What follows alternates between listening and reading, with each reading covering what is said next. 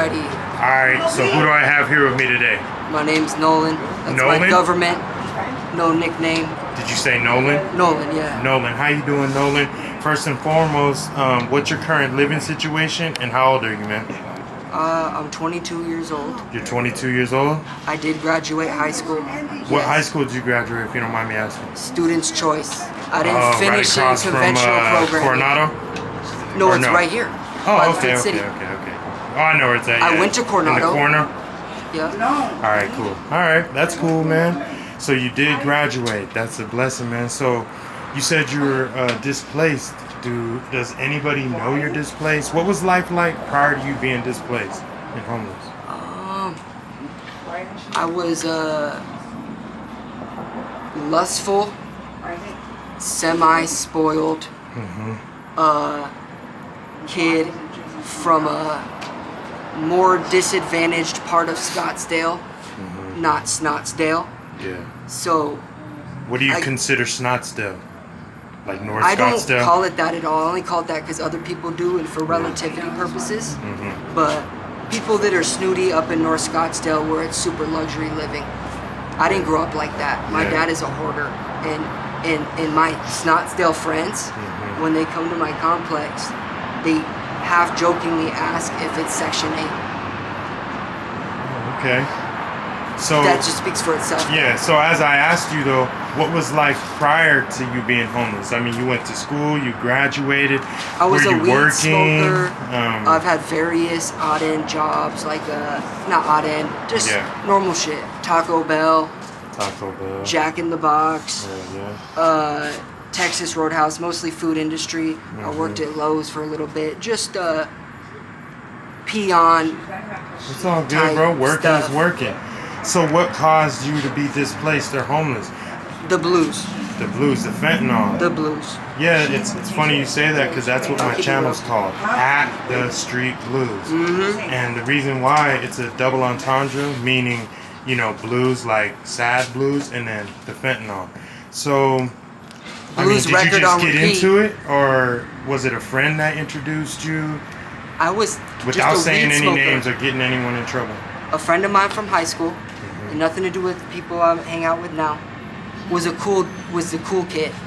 He always had gats in a area where that wasn't like nobody. He was the only. Okay, so you know how like. So he was the only kid who carried guns. Well, no, like. Okay, it's a race thing. I'm gonna keep it real with you. It's a race thing. Yeah, I went to Saguaro for the first.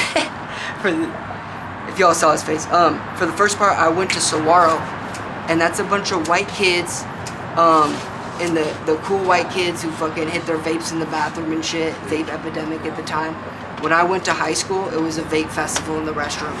Yeah. Where Gen Z is a bunch of insecure addicts, stuck on their phones, stuck on Instagram, stuck on Snapchat, and I was a part of that wave, and I was insecure, and I wanted to be cool.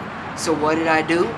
Fucking started listening to Snoop Dogg and Chief Keef and hanging out with the dude, Asian kid, who could afford lean and to have firearms for no fucking reason. No opposition, just because it's cool. Just because it's cool. Like smoking's cool.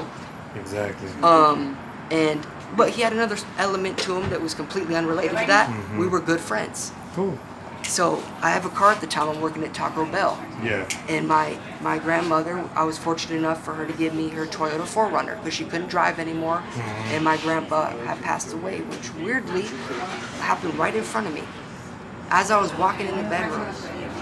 Sorry, I'm going all over the place. No, it's but I'm okay, starting man. to feel like the Grim Reaper because people keep dying around me, bro. Yeah. And so that is the reason, which probably caused some sort of depression and which made you want to do But fentanyl? it was subconscious. When I was 16, my best friend died in my arms from a real Percocet. It wasn't a blues format M30. It was a white tablet, which is what the real perks look real like. deal. Real like deal. something from a doctor. Orange CVS bottle type shit.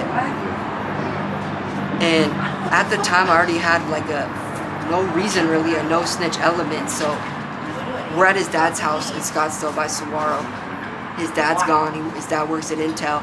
We both pop a perk. At the nighttime, he didn't tell me he had been drinking. I'm trying to speed it up because No, you're good. it is related though. Yeah. Long story short, he had drinking some Jack Daniels that I didn't know about, and the next morning, I saw him. He was face down on the couch, and I wouldn't allow myself to believe he was no longer with me because he was like a blood brother, like a best friend. Damn, bro. I'm sorry to hear that, bro. And I pretty much called 911, and they tried to revive his dead body. Yeah. And that fucked me up bad. Detectives come in. I never dealt with that. I wouldn't even let them go into his phone. Yeah. That's the street side of me that I was never raised to be that way. Yeah. And so is that what, like I said, what caused you to go downhill from there and get You would think involved I would in never fentanyl? mess with opioids after that. Yeah. All I did was start doing that shit hard. Man. Because painkillers, that's not only physical, that's emotional too. Yeah. And I mean that literally. I've done a lot of research. Yeah. That's why people in disadvantaged neighborhoods firing guns at each other, that's why there's a popping pills culture. It's because motherfuckers are dealing with some real shit. Yeah. And they gotta do what they feel like they gotta do. As Joe Rogan made famous, men live quiet lives of desperation. Yes. I never heard I that. definitely agree, man. Being a man is hard, period. And then with having, depression elements and seeing people around you die, a best friend, a grandma, things of that nature, that could cause you to go off the beaten path, so to speak. And you don't realize that's what you're trying to do, though. Yeah, and then at the end, it's boom, subconscious. It's too late. Yeah. Man, like I said, I'm sorry to hear that happened And to you. I'm telling you the complete truth. Yeah, I believe you, man. And I'm only a little that's bit sad, choked up bro. about it because I've had to deal with it for so long. Yeah, like I said, quiet lives of desperation. So, I mean, Sorry for talking. I wanted to ask, like, what are people like around here? Are you afraid around here? You mentioned, that you doing this interview, We're make saying people look around at you here, bad. and I know I said I wouldn't name streets, but for the people who are watching this, that we are pretty much on Scottsdale Road between McKellips and Curry is where it's going on, and there's a fentanyl powder frenzy going on over here. Yep. The powder in particular, I know about the blues. You know about the powder, obviously. Of course, yeah. I've heard about it. Definitely heard about it. And You know what it's not just here, man. It's everywhere. It's all over in Arizona. Cali, that's all they got, really. Yeah, it's everywhere. Philly, everywhere, man. Not the Have you blues, noticed though. that there's a lot of refugees that are coming to Arizona out of nowhere? You know what's going on at the border? It's like an open border. Yeah. Have you seen that? Most definitely. You know yeah. Channel 5 News? Yeah, most definitely, man. Like I said, it's everywhere. It's not just Scottsdale Road. The It's not blues is a Tempe. Phoenix thing, though. No. To be It's fair. everywhere thing. Fentanyl is a U.S. thing right now, Yeah, but do you know the term pastilla, for sure. Go ahead. meaning pill? Go ahead. Yeah. Cartels, Yep. La Finiquera La Finageta. Yeah. for Hispanic people. Mm-hmm. Some people think it means something dark. It literally just means Phoenix, the Phoenix. And they've been calling it Phoenix that's what they call it for years. Have you been to Phoenix? I was on 16th Street in Indian School Yeah. for 6 months. Okay. I've gotten jumped. I've won some fights, I've lost some fights, and I'm not saying I'm a tough guy. But honestly, in my opinion, there's nowhere in Phoenix I feel like I have to clutch a weapon. Oh, well, that's cool, man. You shouldn't have to. I mean, but It's more of a knife play, kind of. it Michael shouldn't Myers. be any kind of play. It should just be a respect play. It ain't Chicago, though, Southside Chicago. No, you feel me? That's all I'm trying to say. Yeah, definitely not Chicago. I mean, that's a good thing. Chicago needs to be stopped only as far as the black on black crime and just the, brothers shooting brothers out there. I don't think that's cool in any way. That ain't right. And then people from Saguaro are listening to certain music thinking that's cool. Yeah, drill music. Drill, you know exactly Drill what I was music talking is about. Yeah. what's causing a lot of youth to, do that type of stuff and carry guns, and they all want to be like Chief Keef. I don't like. Yeah. But yeah, man. So where do you see yourself in 5 years? Work it. More like where do I see myself Hey, in a week? do you feel like getting I can't help or think that treatment? far ahead. I don't believe in conventional programming. Okay. Which sounds well, like I mean, an do addict you thing to say. do you do you want the help? Is the question. I want to help myself. Okay. I don't need anybody else to help myself, and that's not a pride thing. You best believe I've tried it. Okay. And you probably think that's kind of a cop out. No, hell no. Everybody has their own resolutions. Do you know why I think that, sir? Where? Because it ain't them that's the problem. It's you. Facts. Nobody in your ear or in your face is gonna get you to stop doing drugs. It's a in your mind personal choice. Exactly. And until you're ready, you're not ready. That's the and truest thing you ever said. Just as easy as it is to pick up, it's just as easy to put it down. Yep.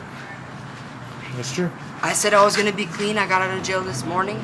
I haven't smoked any fentanyl, but you best believe I've smoked a little bit of tweak, hence why I'm acting up a little bit. It's fine. So like I And I'm asked not you, are you glorifying afraid it. out here? Because a No. lot of people do, crystal just to stay awake so their things and bags don't get I'm not stolen. afraid. Honestly, I can get whatever I want, and I'm gonna try to just ask people and not boost anymore. Shoplift, they call it boosting in street culture. But I have, especially on 16th Street, one day I fell asleep at a bus stop. I'd smoked some fentanyl powder, and they jacked everything almost to the point where these motherfuckers might as well pulled the teeth out of my mouth. You know what I mean? Yeah. And I had just went with a good friend of mine who was one of the only people who looked out for me. And we boosted a bunch of essentials from Walmart, not about trying to make a buck, just like hygiene and whatnot. Yeah, the things that you need. Yeah, and they cleaned me out. Yeah, that's crazy. Yeah. Man. That's what it's like out here. But I was back on my shit that day because at the end of the day, the reason I take a lot of shit and I'm not mad about somebody pressing me is because it doesn't matter. And at the end of the day, I may or may not have a place to go back to. The truth is, I don't know. I'm mostly out here by choice, but I can take care of myself. I'm old enough to do that. Is there a better life to live? 100%. I've lived it before. Yeah. Has it been a journey of spiritual self-exploration? And with priceless lessons seamed into it? For sure. Would I recommend it? And do you need to live the street life to learn those lessons? Absolutely not. Well, yeah, that's true. Man, I really appreciate doing your interview, man. Maybe next time we're going to get a part 2.